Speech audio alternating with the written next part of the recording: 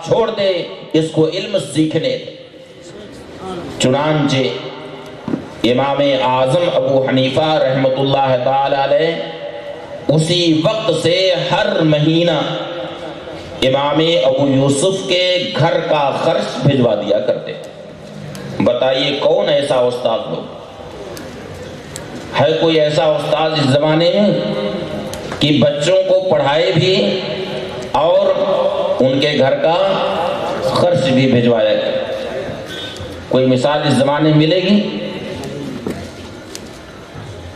امام ابو حنیفہ رحمۃ اللہ تعالی علیہ پورا خرچ انہیں دیتے رہے، یہاں تک کہ امام ابو حنیفہ رحمۃ اللہ تعالی علیہ کا وصال ہوا، دنیا سے تشریف لے گئے، اور امام ابو یوسف رحمۃ اللہ تعالی علیہ اپنے زمانے کے بہت بڑے عالم اور بہت بڑے فقیہ بن گئے، اور اس شان کے فقیہ بنے کہ اس زمانے کا بادشاہ یعنی خلیفہ ہارون رشید نے امام ابو یوسف رحمۃ اللہ تعالی علیہ کو سارے بلاد اسلامیہ کا یعنی سارے اسلامی ملکوں کا قاضی بنا دیا، یعنی چیف جسٹس بنا دیا۔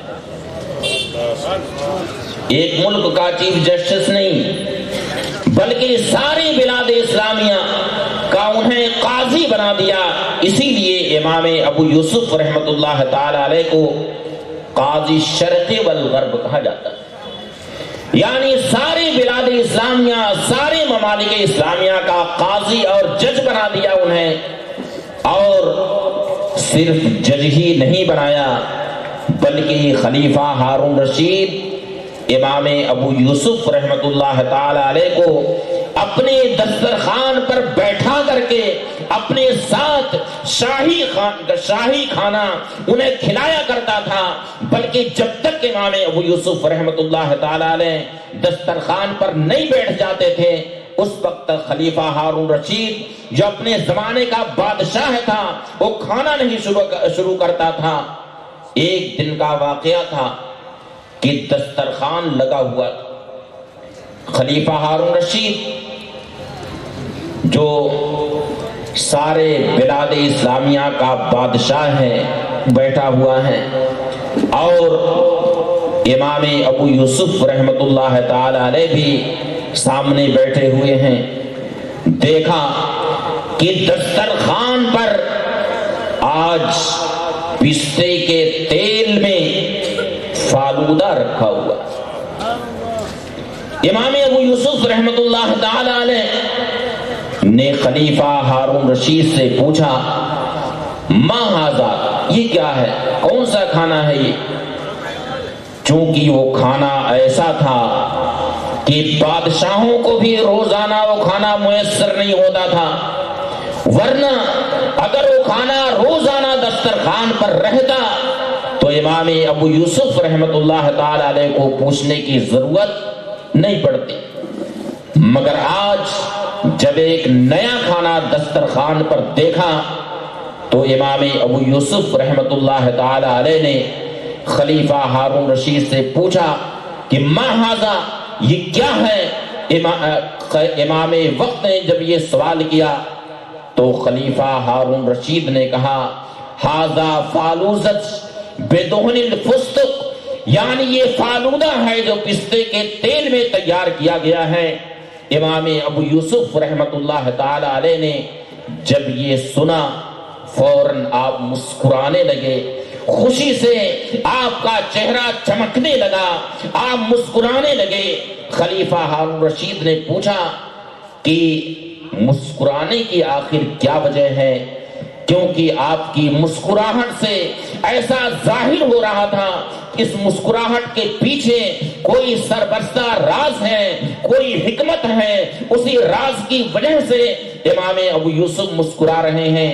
پوچھا کہ مسکرانے کی وجہ کیا ہے؟ امام ابو یوسف رحمۃ اللہ تعالی علیہ نے فرمایا کہ کبھی میں جب بہت چھوٹا تھا، یتیم تھا اور میں بالکل بے سہارا تھا، میں دھوبی کے ہاں جا کر کے مزدوری کیا کرتا تھا، اس وقت میری والدہ امام ابو حنیفہ کے پاس آئی تھی جبکہ میں ان کے حلقے درس میں بیٹھ کر کے علم دین سیکھ رہا تھا۔ میری والدہ نے میرے شیخ سے، میرے استاد سے یہ کہا تھا کہ آپ نے میرے لڑکے کو خراب کر دیا ہے، یہ محنت و مزدوری کرتا تھا جس سے گھر کا خرچ چلا کرتا تھا، مگر آپ نے میرے لڑکے کو اپنے پاس بیٹھا کر کے میرے لڑکے کو خراب کر دیا ہے۔ اس وقت میرے شیخ نے، میرے استاذ نے میرے بارے میں یہ پیشین گوئی فرمائی تھی۔ میری والدہ سے میرے استاذ نے یہ ارشاد فرمایا تھا کہ اے ابو یوسف کی والدہ، اس بچے کو میرے پاس رہنے دے، علم سیکھنے دے، ایک زمانہ وہ آئے گا کہ اتنا بڑا عالم ہوگا، اتنا بڑا یہ فقیہ ہوگا کہ پستے کے تیل میں یہ فالودہ کھائے گا۔ میرے استاذ نے اپنی زبان سے جو جملہ ارشاد فرمایا تھا، آج میں اسے اپنی نگاہ سے دیکھ رہا ہوں کہ میرے استاذ نے جو کچھ فرمایا تھا اسے میں ہر بحرف سچا دیکھ رہا ہوں۔ یہی وجہ ہے کہ آج میں مسکرا رہا ہوں، آج میں خوشی کے ان لمحات کو میں محسوس کر رہا ہوں، یہی وجہ ہے کہ آج میں مسکرا رہا ہوں۔ یہ شان تھی امام ابو حنیفہ رحمت اللہ تعالی علیہ کی، جن کے نگاہ ولایت کا عالم یہ تھا کہ وہ امام ابو یوسف کا ماضی بھی دیکھ رہی تھی، ان کا حال بھی دیکھ رہی تھی، ان کا مستقبل بھی دیکھ رہی تھی۔ اور کیوں نہ ہو کہ اولیاء کرام کی شان یہ ہوتی ہے کہ اللہ کے رسول صلی اللہ علیہ وسلم نے ارشاد فرمایا کہ جب میں کہ اللہ تعالیٰ کا ارشاد ہے، اللہ تعالیٰ نے ارشاد فرمایا کہ من عادی لی ولیا فقد آذنتہ بالحرب، جس نے میرے کسی ولی سے عداوت کی، دشمنی کی، میں نے اس سے اعلان جنگ کر دیا۔ کوئی اللہ تعالیٰ سے جنگ کر سکتا ہے کسی میں ہمت کہ اللہ تعالیٰ سے جنگ کرے؟ مگر اللہ تعالیٰ کا ارشاد ہے اولیاء کرام کے تعلق سے کہ جس نے میرے کسی ولی سے عداوت کی، دشمنی کی، تو میں نے اس سے اعلان جنگ کر دیا۔ اور ارشاد فرمایا کہ ما تقرب الی عبدی بشیء احب الی مما افترضت علیہ، یعنی کوئی بندہ میری بارگاہ میں فرض سے بڑھ کر کسی چیز سے بھی تقرب حاصل نہیں کر سکتا۔ اللہ کی بارگاہ میں اگر محبوب ہونا ہے تو سب سے پہلے کیا ضروری ہے؟ فرض کی ادائیگی۔ کیا ضروری ہے؟ فرض کی ادائیگی۔ نماز فرض ہے تو نماز کی ادائیگی ضروری، روزہ فرض ہے، روزہ رکھنا ضروری، زکوٰۃ فرض ہو جائے تو زکوٰۃ کی ادائیگی ضروری، حج فرض ہو جائے تو حج بیت اللہ بھی ضروری۔ فرض کے بغیر، فرض کی ادائیگی کے بغیر کوئی بھی شخص اللہ کی بارگاہ میں قریب نہیں ہو سکتا ہے، وہ اللہ کا ولی ہرگز نہیں ہو سکتا۔ اس لیے اگر کسی کی ولایت کا اندازہ کرنا ہو کہ یہ شخص ولی ہے یا نہیں ولی ہے تو اسے شریعت کے معیار پر پرکھا جائے گا۔ اگر شریعت کے معیار پر وہ کھرا اتر رہا ہے تبھی تو اس کے بارے میں یہ کہا جا سکتا ہے کہ اللہ کی بارگاہ میں یہ محبوب ہے، یہ ولی ہو سکتا ہے۔ لیکن اگر کوئی شخص شریعت کی خلاف ورزی کرتا ہے تو اللہ کا ولی ہرگز نہیں ہو سکتا۔ اور اسی حدیث میں یہ بھی ارشاد ہوا کہ وما یزال العبد یتقرب الی بالنوافل حتی احبہ، یعنی فرائض کی ادائیگی کے بعد، یہ نہیں کہ فرض کو چھوڑ دیجیے، فرض کو ادا کرنے کے بعد نوافل کے ذریعہ، نفلی نماز کے ذریعہ، نفلی روزے کے ذریعہ بندہ میری بارگاہ میں تقرب حاصل کرتا رہتا، قریب ہوتا رہتا، اللہ کی بارگاہ میں قریب ہوتا رہتا، حتی احبہ، یہاں تک کہ ایک مقام وہ آتا ہے کہ میں اسے اپنا محبوب بنا لیتا ہوں.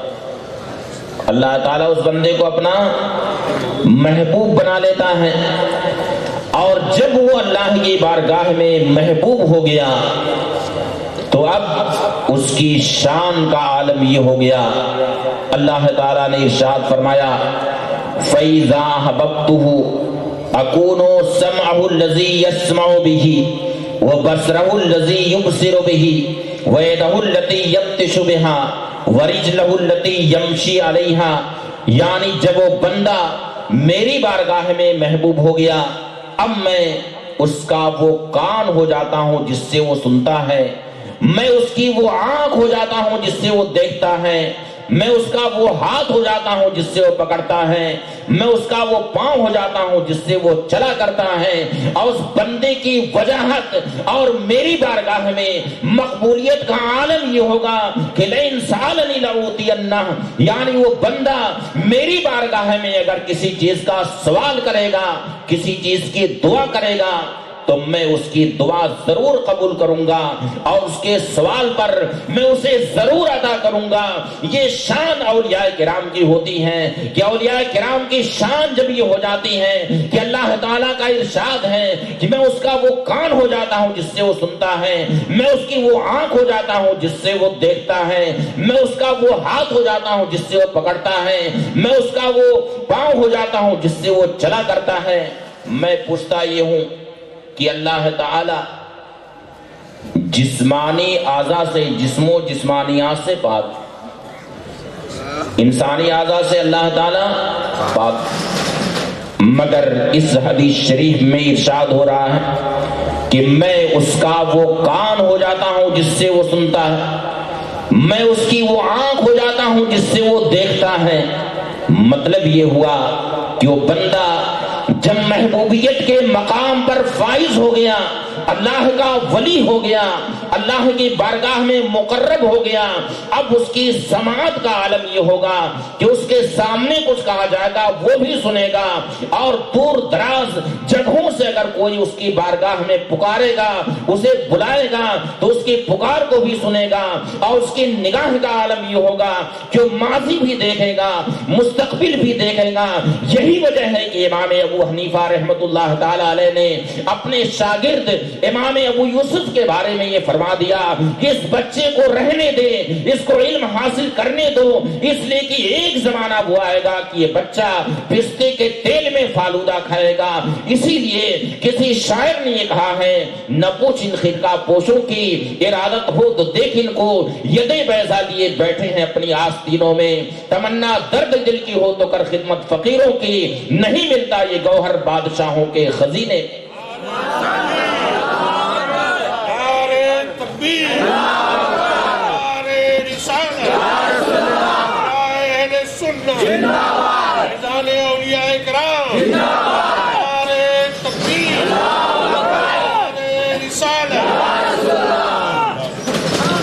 ایک بہت عظیم صحابی رسول ہیں حضرت سیدنا سعد ابن ابی وقاص رضی اللہ تعالی.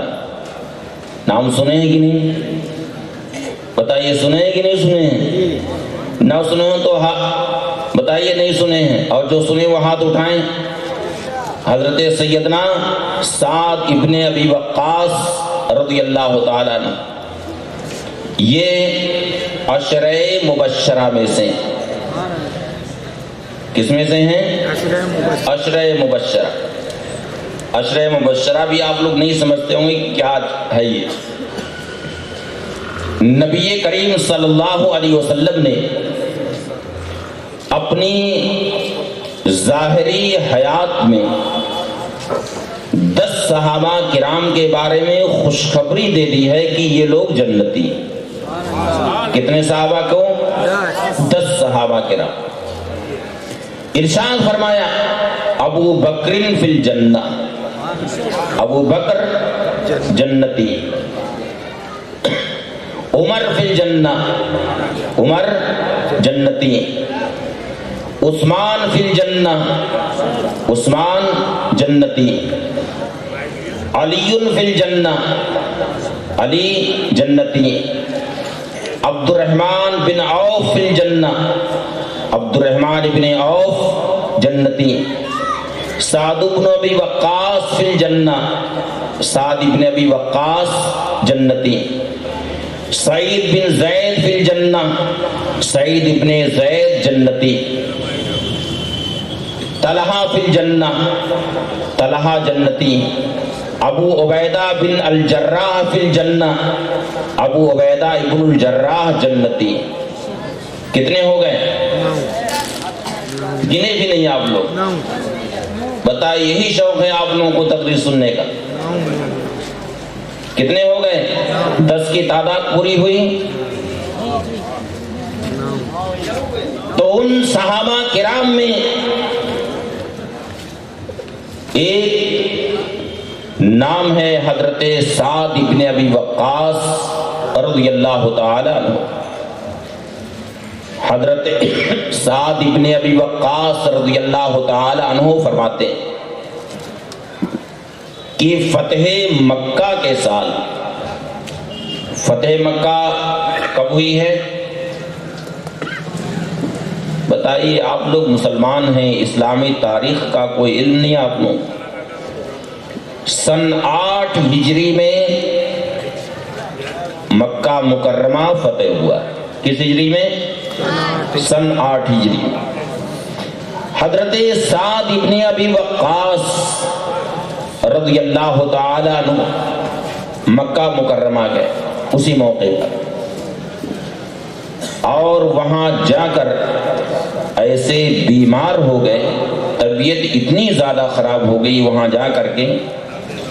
فرمایا کہ مرضت عام الفتح مرضا اشفیت فیہ علی الموت.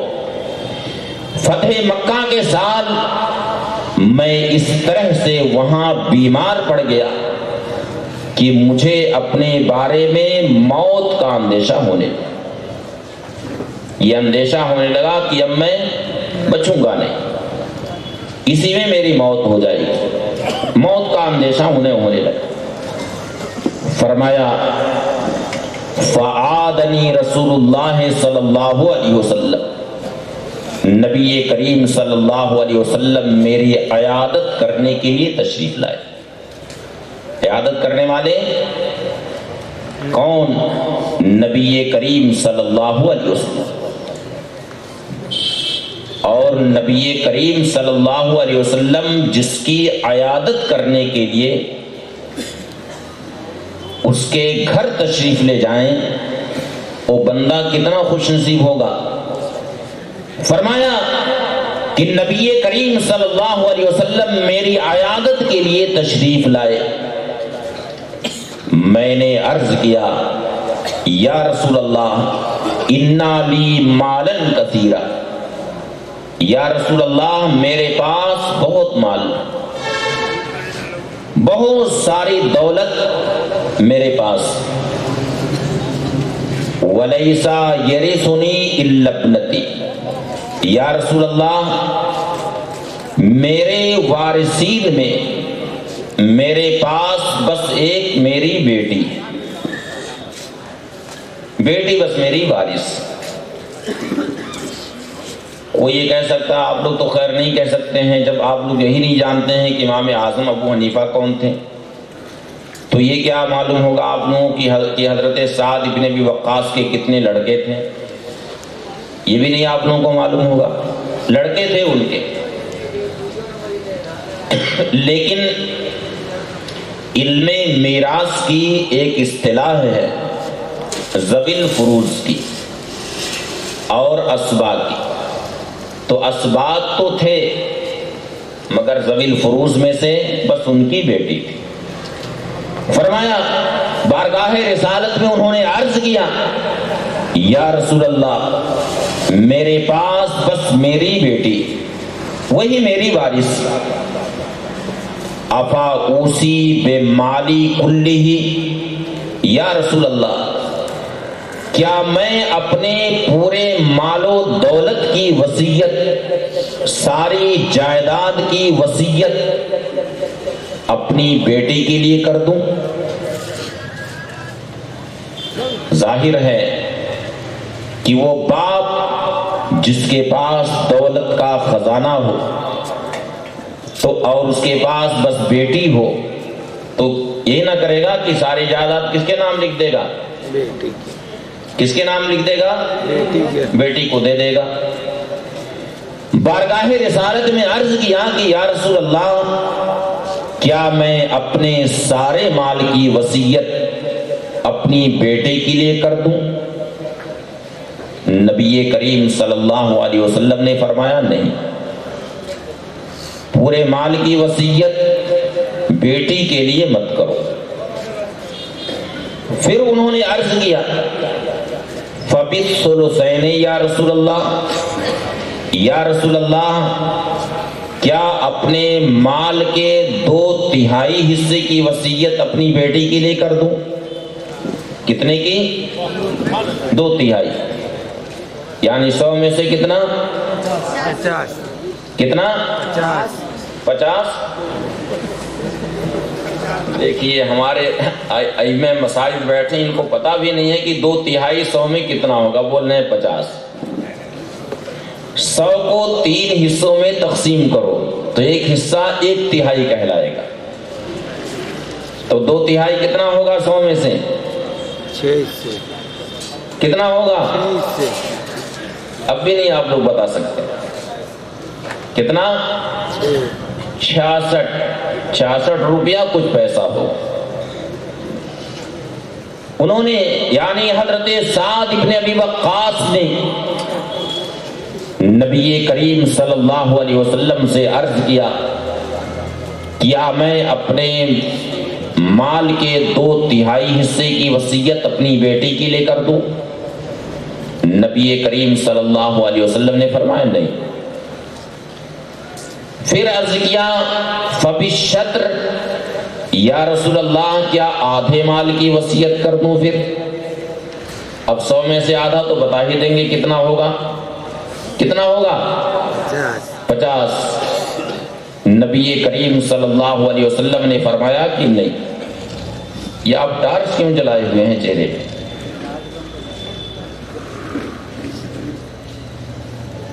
نبی کریم صلی اللہ علیہ وسلم نے فرمایا نہیں، آدھے مال کی بھی وصیت تم نہیں کر سکتے ہو اپنی بیٹی کے لیے۔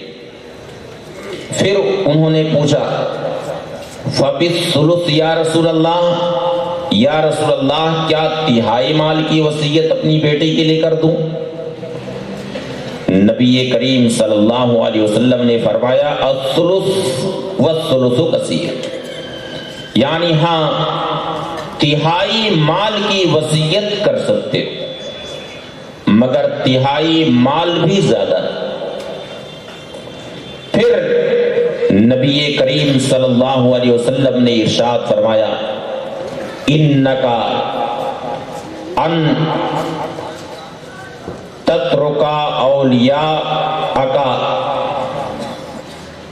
انکا ان تذرا ورثتکا اغنیاء خیر من ان تذرہم عالتا یتکففون الناس، او کما قال صلی اللہ علیہ وسلم۔